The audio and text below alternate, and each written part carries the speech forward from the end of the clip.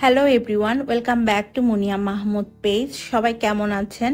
নিশ্চয়ই অনেক ভালো। আমরাও আলহামদুলিল্লাহ বেশ ভালো আছি।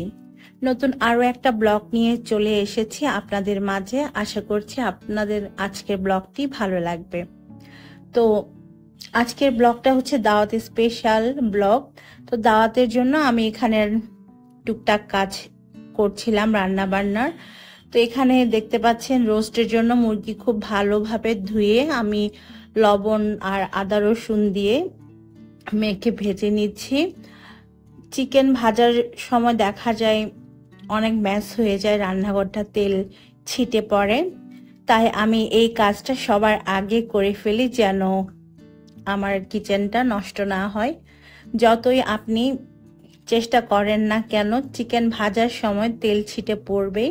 তো আমি যেহেতু খুব গুছিয়ে কাজ করতে পছন্দ করি, তেল চিটচিটে বা ময়লা আবর্জনা এসব আমার কাছে ভালো লাগে না। সেজন্য আমি অন্যান্য রান্নাগুলো করার আগে চিকেনগুলোকে ভেজে নিব। চিকেন ভাজার পর চুলাটাকে আবার খুব ভালোভাবে ক্লিন করে নিব যেন তেল চিটচিটে ভাবটা একদমই চলে যায়। এই যে চারপাশে তেল পড়ে আছে সব চলে যায়। এগুলো খুব ভালোভাবে ধুয়ে মুছে তারপর হচ্ছে আমি আমার অন্যান্য রান্নাগুলো শেষ করব। তো আমি চিকেন ভেজে নিয়েছি মোটামুটি। এখান থেকে আমি পায়েস রান্না করেছি, এটা শাহি পায়েস। এর রেসিপি কিন্তু আমি আমার রান্নার চ্যানেলে শেয়ার করেছি, লেটস কুক উইথ মুনিয়াতে। আপনারা এই শাহি পায়েসের রেসিপি পেয়ে যাবেন। আর এই পায়েসটা কিন্তু খেতে অনেক বেশি মজার হয়। যারা যারা দেখতে চান আমার রান্নার চ্যানেলটা ফলো করতে পারেন।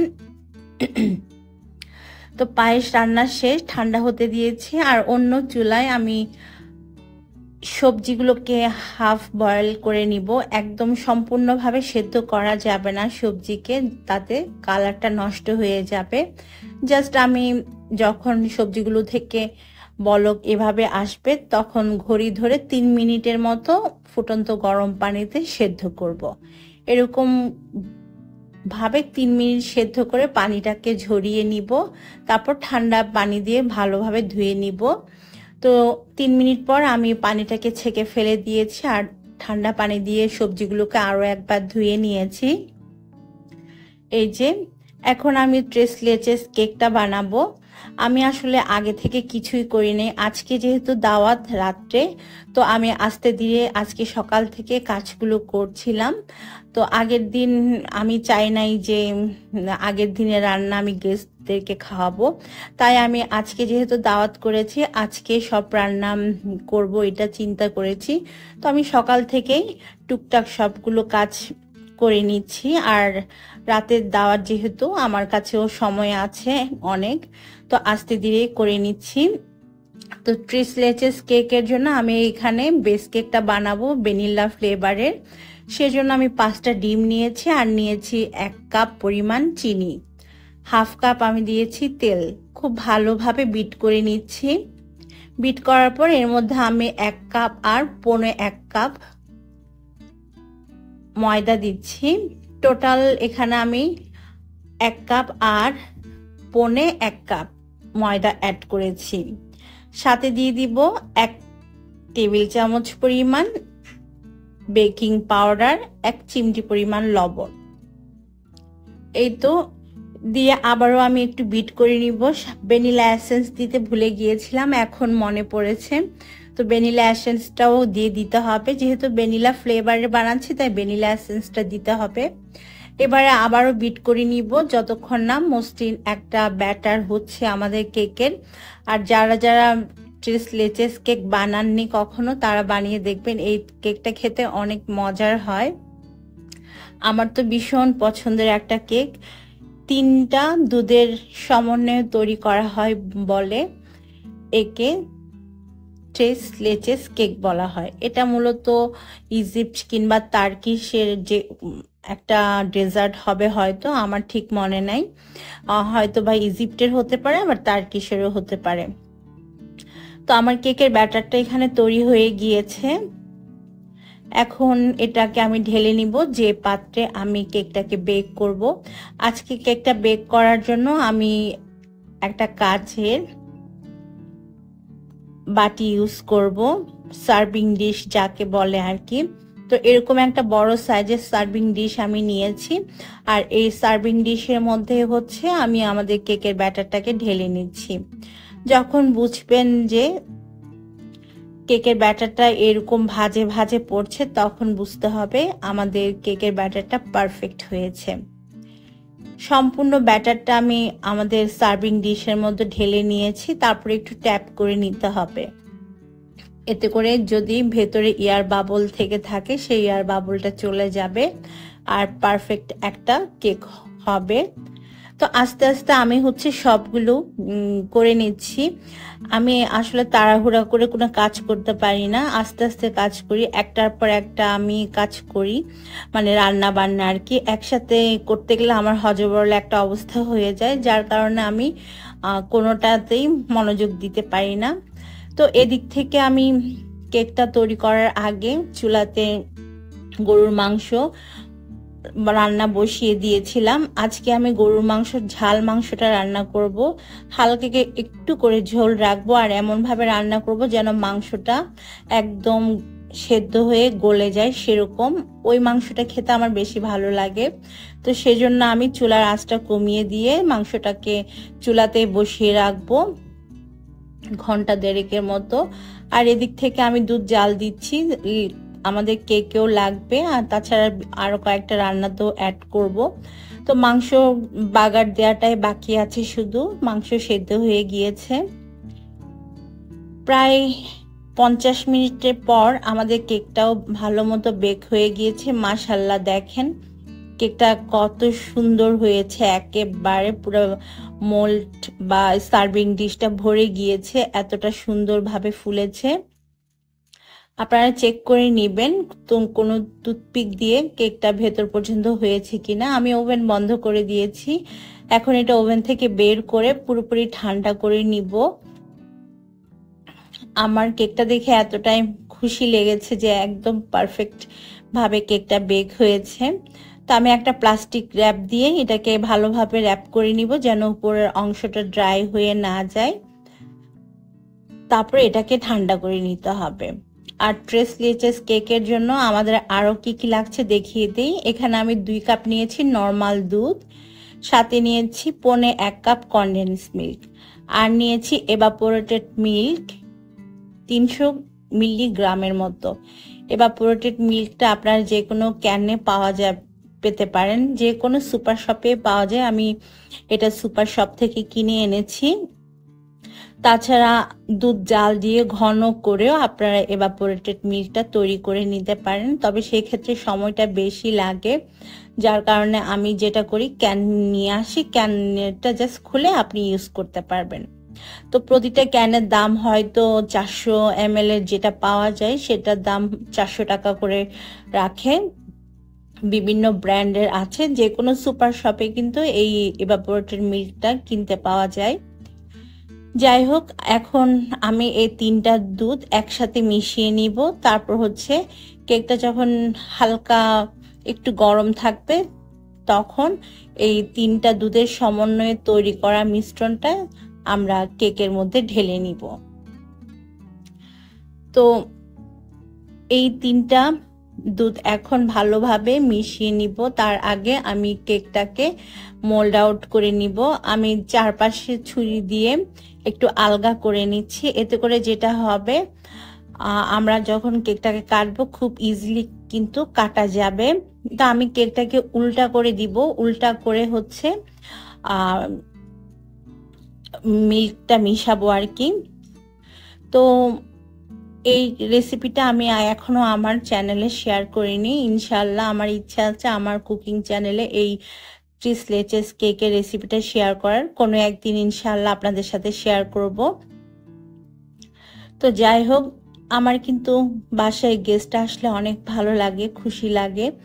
দাওয়াতে যখন লোকজন আসে, ঘর ভর্তি মেহমান, খুব ভালো লাগে আসলে। মানুষ তো আর একা থাকতে পারে না, মাঝে মাঝে সবাই আসলে খুব ভালো লাগে। পরিবারের লোকজন, ফ্যামিলি, আত্মীয় স্বজন যখন আসে তখন আসলে খুব ভালো লাগে। একটা সুন্দর দিন কাটানো যায়, মজা করা যায়। তো এই জন্য সব কষ্ট আসলে ভুলে যায় যখন বাসায় গেস্ট আসে। গেস্টরা নিজেরা আনন্দ করে, আমিও আনন্দিত হই। এরপর হচ্ছে আমার আর রান্না বান্নাগুলো ভিডিও করা হয়নি, কারণ আমি ব্যস্ত হয়ে গিয়েছিলাম। এই জন্য আসলে আর কোনো কিছু শ্যুট করতে পারিনি। কোথায় আমার মোবাইল ছিল আমি নিজেও জানি না। তো টুকটাক কিছু ভিডিও করেছিলাম, এরপরে আর কোনো ধরনের রান্না বান্না ভিডিও করা হয় নাই। তো যা ভিডিও করেছি সেটা আপনাদের সাথে শেয়ার করব। তো আমার রান্না প্রায় 5টার দিকে শেষ হয়ে গিয়েছিল, শুধু পোলাওটা রান্না করা বাকি ছিল, বাকি সব কাজই শেষ করে ফেলেছিলাম। কাবাব আর ফিশটা আমি একদম গরম গরম সার্ভ করতে চাচ্ছিলাম, যার কারণে সেটা আর ভাজা হয়নি। তো 5:30 কি 6টার দিকে আমাদের বাসায় গেস্ট চলে আসছে, আর আমি টেবিলে গেস্টের জন্য খাবারও দিয়ে দিয়েছি। আমি যে পায়েসটা তৈরি করেছিলাম সেটা দিয়েছি, এখানে সমুচা ভেজে দিয়েছি, সাথে যে কেকটা তৈরি করেছিলাম ট্রেস লেচেস কেক সেটাও দিয়েছি। বাচ্চাদের জন্য ফ্রেঞ্চ ফ্রাইজ ছিল, আর ছিল মিষ্টি। আলহামদুলিল্লাহ গেস্টে সবাই বলেছে যে রান্না অনেক মজা হয়েছে, কেকটাও মজা হয়েছে। আমি তো প্রশংসা শুনে অনেক হ্যাপি হয়ে গিয়েছিলাম। যাই হোক, প্রশংসা শুনতে কার না ভালো লাগে, তাই না? প্রশংসা করলে আরো কাজের আগ্রহ বাড়ে, মনে হয় কি আরো ভালো করার চেষ্টা করি। তো আমারও সেইটাই হয়। তো এখান থেকে গেস্টরা সবাই খাওয়া দাওয়া করছে। আমার ননদকে আমি বলেছিলাম যে তুমি সবাইকে সার্ভ করে দাও, আমি রান্নাঘরটা দেখি আরো কিছু লাগে কিনা, আমি ওদিকটাই দেখি, তুমি এখানে সবাইকে দেখো কি কি করা লাগে। তো ও হচ্ছে এখানে সবকিছু দেখছে, যেহেতু সবাই হচ্ছে আমার ননদের শ্বশুর বাড়ির লোকজন, মানে আপারা আসছেন, আমার ননদের ননদরা হচ্ছেন এরা। তো ও ভালো জানে ওনাদের মানে কি লাগবে না লাগবে, আমি তেমন একটা তো বুঝবো না। তো আমি এই জন্য ওকে বলেছি তুমি দেখো যেন সবকিছু ঠিকঠাক থাকে, কোনো কিছু এদিক সেদিক যেন না হয়, আমি তো আসলে বুঝবো না।